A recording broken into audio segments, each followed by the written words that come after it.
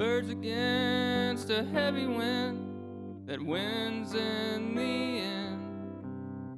One of these days, with shorts full of sand.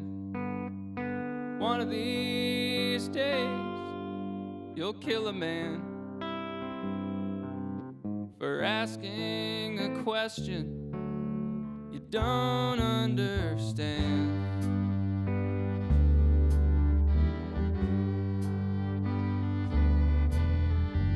Some have passion, some have purpose.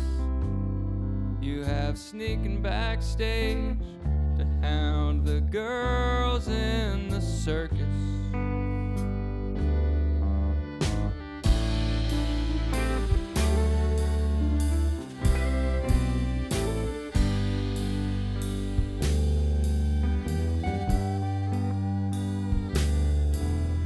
You've opened the Bible in a public place. Open the Bible to the very first page. One of these days, it will all end. Your tired approach to original sin.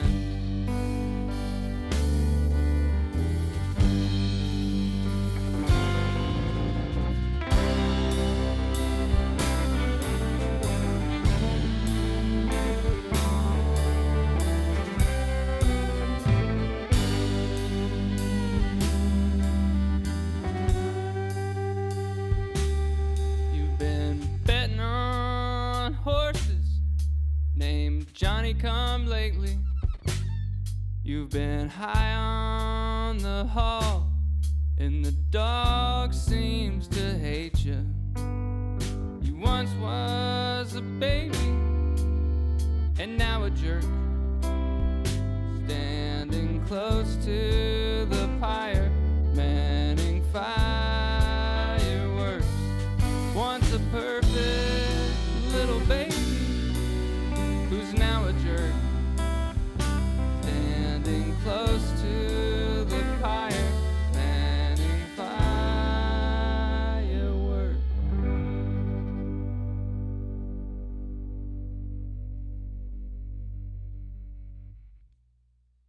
Performing live for the World Cafe, that was MJ Lenderman with the title track from his latest album, Manning Fireworks. I'm Raina Douris. MJ Lenderman is my guest today.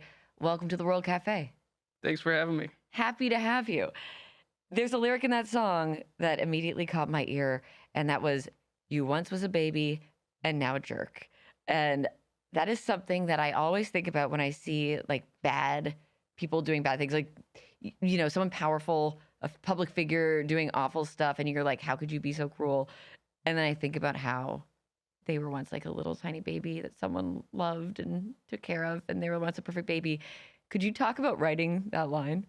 You know, I was thinking about the same things you just mentioned, just the difference of innocence, and then, you know, how do we get to this point of being a jerk or having control of things and abusing power, that kind of stuff. Yeah. It also kind of gives you like a little bit of empathy, even for awful people, when you imagine them as a tiny little baby. I know that was one of the last songs that you wrote for the album. Why did it end up being the first song and the title track? I think, well, I didn't have the title of the album yet, so I wrote that song later on. I think it's easier to kind of write towards some sort of abstract theme or whatever once all the other songs are there. And so I just liked that lyric at the end of the song, and as soon as I wrote it, I knew it was going to be the first track. I thought it would be like a nice welcome into this record. But I think I liked the two words together because on their own it sounds kind of like a place. Yeah. Well, the first time I like listened to the record, that's what I thought it meant. I was like, where's Manning? I think there is actually a real place in South Carolina. I learned once I started doing interviews for the record, people were asking me if it's a fireworks store there, and I'm like, honestly, probably. There probably is one, but that's not what I was writing about.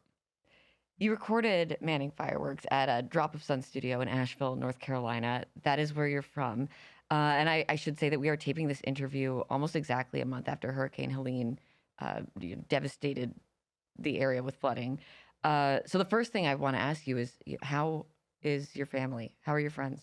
My friends and family I think we're all pretty lucky. No serious, like, nobody got hurt or any like serious property damage or anything. But yeah, up until like nobody has clean water yet. Still, even at home, and I think electricity's finally back. But yeah, it's devastating. Nobody was really prepared for it, and yeah, that scene too. A lot of people ask us about it because I guess we're getting a lot of visibility and stuff. But it's always been there, I think, for a long time. But it's cool that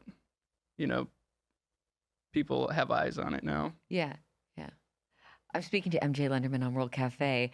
So, how did you first pick up a guitar? Tell us that story.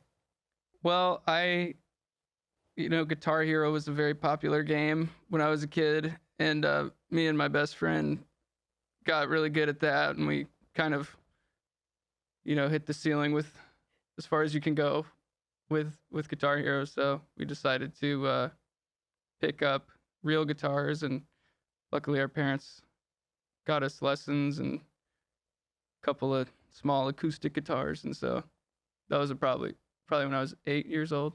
When did you start writing your own songs? Probably, I think my first song I wrote with music and lyrics was my freshman year of high school. So I was probably 14. Do you remember what it was about? It was called Nightmare. I don't think it was really about anything though. It's just kind of. Do you remember words. any of the lyrics? No. Well, okay, let's fast forward a little bit. I really wish that we had Nightmares somewhere. If you ever dig it up, send it our way. Nope. Nope, absolutely not. If we fast forward a bit, I do want to talk about what seemed like kind of a formative time in Asheville for you. When COVID hit, I mean, and I think we can acknowledge like COVID wasn't a great time for everyone, obviously, but there were some silver linings in the way that the world changed for a little while, and you were getting unemployment. You got to really embrace being a musician, kind of living without the routine of having to go to a job. How did that time shape you? Although it was bad in a lot of ways, I'm thankful for having the time and space to focus all my energy towards writing music and creating music and reading and just trying to get better at all that stuff, and just being around good friends who are also creative people, such as my drummer Colin Miller and Carly from Wednesday. And yeah, it was just a very like creative house that we lived in. I feel like everybody was always making stuff, and sometimes we do it together, sometimes we do it separately, but it felt like there was some good creative energy in the house. Yeah. You're going to perform another one from Manning Fireworks for us now. And it's a song that I think might have one of the best opening lines of any song that I've heard all year. It's evocative. It is heartbreaking. It's funny. It really paints a picture. And that line is, "You can put your clothes back on. She's leaving you." How do you think about opening lines when you are writing a song? What should an opening lyric do? Yeah, I think it should be all those things you just said, and I think it should really set up the rest of the song. That one, it doesn't always happen this way, but that line I did write first, and the rest of the song came pretty easy after that. And it, sometimes it's good, like with most songs that I starts with something that makes me laugh too. Here's "She's Leaving You," performed live by MJ Lenderman on World Cafe.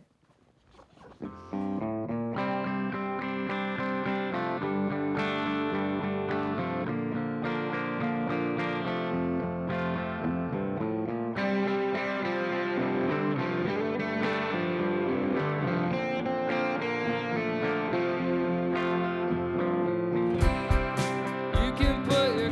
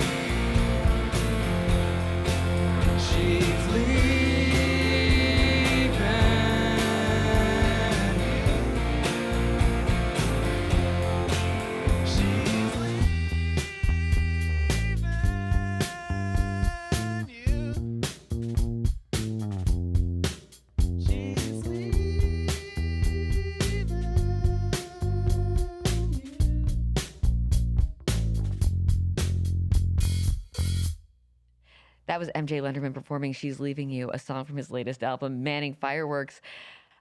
You've said that reading is one of those things that helps you stay like in a creative zone and keep your creativity up and running. Why do you think that is? Being able to see how people use words, and but it also is just like very active for your brain, and I think it's it's easy to get sucked into looking at my phone a lot and just taking in a lot of information that doesn't really necessarily mean anything to me. So reading helps out a lot with concepts and stuff too.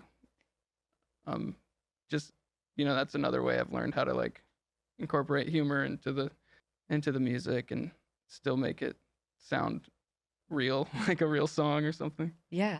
Who were you reading while you were working on this? We were talking about Harry Crews earlier, and that's a big one for me especially over COVID. I learned about him and read almost everything he's written, and that was super inspiring. And Larry Brown too is a great writer from Mississippi. Richard Brodigan, Oh, yeah. also very funny, Yeah. but super simple. Yeah. So I like stuff like that. Harry Crews, Larry Brown, there's a few different authors I've seen you talk about that are from the South. Harry Crews was born in Georgia. Larry Brown's from Mississippi. You're from North Carolina. In your mind, is there something characteristic about a Southern voice? Are there commonalities you've noticed or a sensibility to that?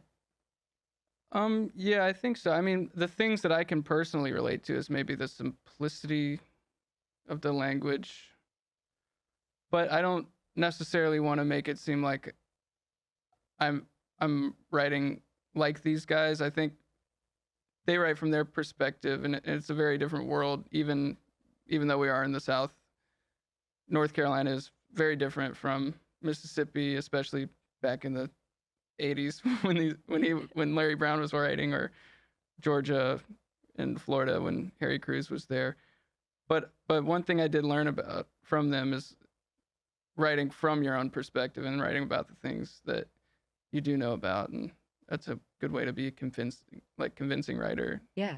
I'm really glad that you brought that up because I wanted to talk to you about that because you do very clearly write from your perspective. Even when you're writing a character, there are things that feel very true to you, and you make references throughout the album to things that could only really exist right now. Things like Lightning McQueen from the movie Cars, things like John Travolta's bald head, the video game Guitar Hero that we talked about earlier. And I always think it's very interesting when songwriters work that sort of stuff into their writing. Especially like modern things, because I always think of the comparison, like a letter sounds more romantic than an email. But if you can work in an email and not make it sound jarring and you don't lose the feeling of the song, that's really impressive. And I think you do that really well. When you are writing, how do you make those references feel natural? Like what are you thinking about?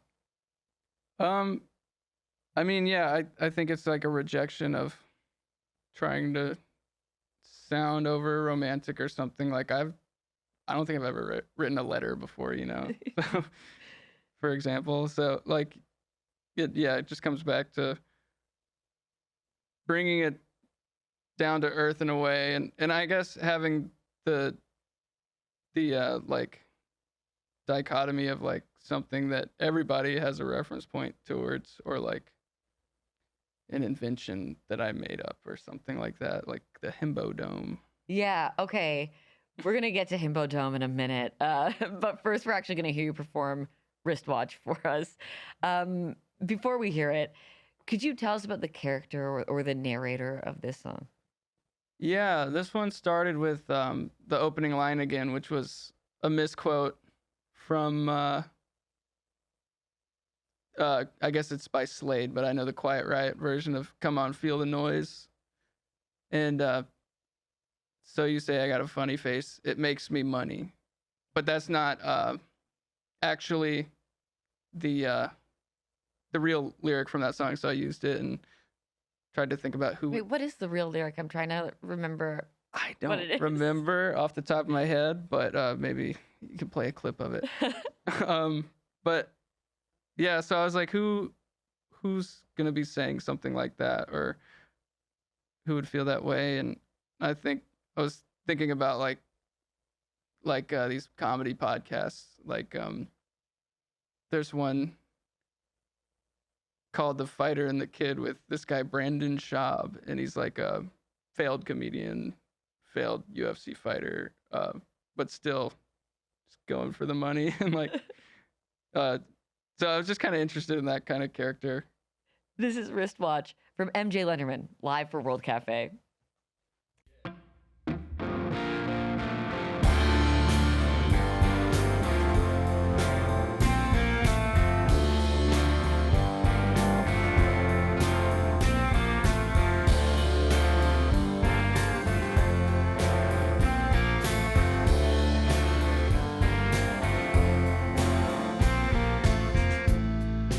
So you say I've got a funny face.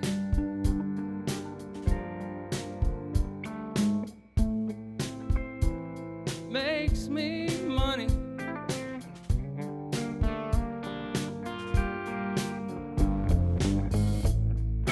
So you say I've wasted my life away. I got a beach home up in Buffalo, and a wristwatch that's a compass and a cell phone, and a wristwatch that tells me you're all alone.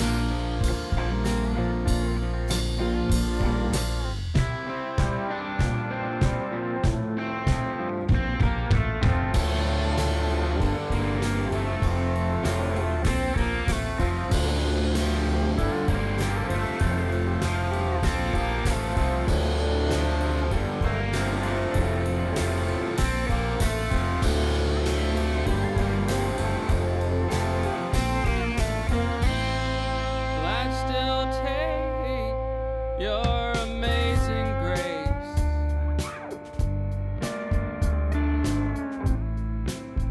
I'd give all my money.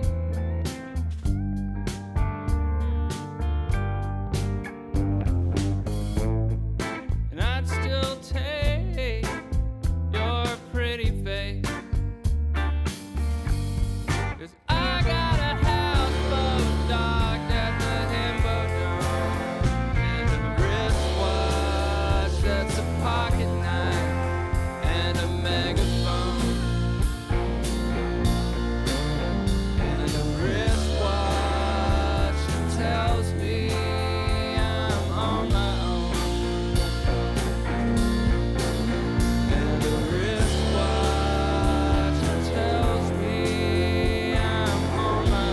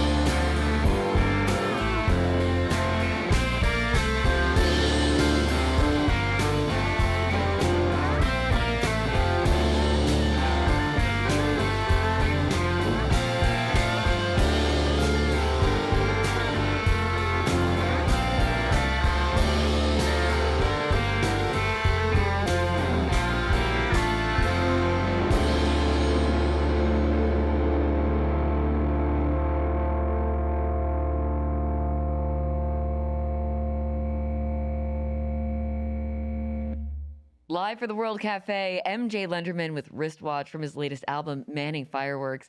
I'm Raina Douris. MJ Lenderman is my guest today. So you did coin a new term in that song, Himbo Dome. And I know that a himbo is like a male bimbo, I think is how it's traditionally been used. But there was a whole thread on your subreddit. I think that was about a month ago. Somebody was like, what does this mean? And there's like a ton of people who commented on it asking what it is. So do you want to help them out, or do you want to keep it a mystery? I mean, yeah, I don't know. I have a picture that comes to mind when I say that, but it's not a real place, obviously, but I'll let the mystery be. Can you give us a hint to what it looks like in your mind? It's a dome. It's a dome. Oh, a dome, of Yeah. course. There we go. Mystery solved. I don't know if you look at your own subreddit, because I know that you don't run your own social media and you kind of try to stay offline in that way, like most of the time. What was behind the choice to let somebody else take care of that stuff? I think it just felt distracting to me, and I still, somehow figure out how to distract myself online other ways, but like I'm just wanted to try to cultivate some sort of space in my life to where I didn't have to like use the socials, so I don't have to see how people are perceiving what I'm doing, and I can just focus on moving forward and trying to get better at writing and stuff like that. Is that something that you found yourself doing before? Like reading the press, as they say? Yeah, in certain ways, and a lot of it's even good stuff too. So it's just confusing at times to see like what people attach to. I don't want to write towards that. Yeah. Now that this version of myself has been created by fans or the internet or whoever, I want to stay as true to myself as possible. Yeah. No matter where you go, take the subway or whatever, everybody's on their phone. A lull in conversation. Sometimes people like check their phone, and it never lets your mind rest or go off and do its own thing. But like the temptation is strong to not like to pick that up. Like, how do you resist that? What do you do to stop yourself? Well, I mean, I would like to say I was better at it, but I still am liable to pick up my phone at quiet moments and even look at X or Twitter or whatever, or look at Reddit for a while. I ended up deleting Reddit. But there is something to be gained from looking up and looking around you, and you seem in your songwriting to be somebody who observes things. Have you found that maybe spending less time on social media or like going to your phone has changed your songwriting? Well, yeah, I think it maybe helps with focus and stuff. And I think also you could be an observer looking at social media and stuff too. That's also possible. But it's hard to take in that much information for me. And so I think looking up more, looking around me and stuff, maybe a healthier way to do it. I'm speaking with MJ Lenderman on World Cafe. My name is Raina Douris. When you were younger, for a little while, you thought you might become a priest, and you can hear that Catholic upbringing throughout the album.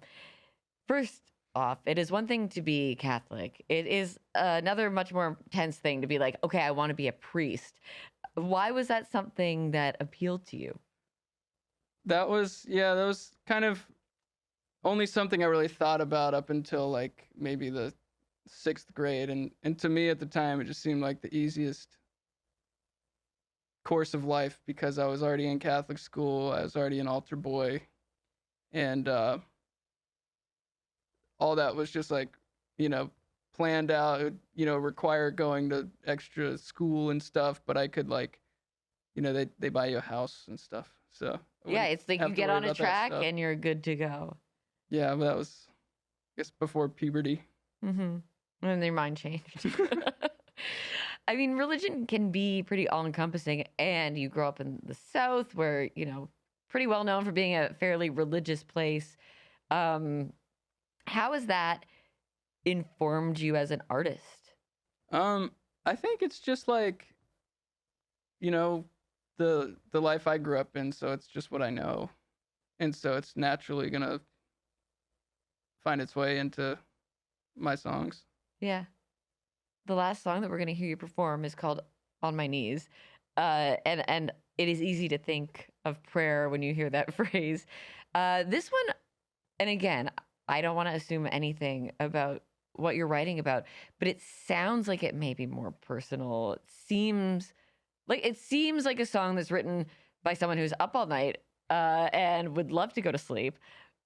I'm curious, where were you when you wrote this song? I was at home. I think this one took kind of a while to figure out, and I think I wanted to write something more third person, but ended up having a moment where I realized it'd make a lot more sense if I talked about, my own feelings and stuff. Yeah. So yeah, that's a good insight onto the song. Yeah, the birds in the morning sounds like a nice sound, but there is nothing more sinister on earth if you haven't slept than the sound of birds chirping outside. Yeah, for sure. There's a Tim Heidecker song from What the Broken Hearted Do, I think, called When I Get Up, All I Want to Do Is Go to Bed Again. And there's a lyric about how the birds are not my friends. They're, or in like Werner Herzog would say, like, the birds are not singing, they're screaming at me. This is On My Knees. It's MJ Lenderman live for the World Cafe.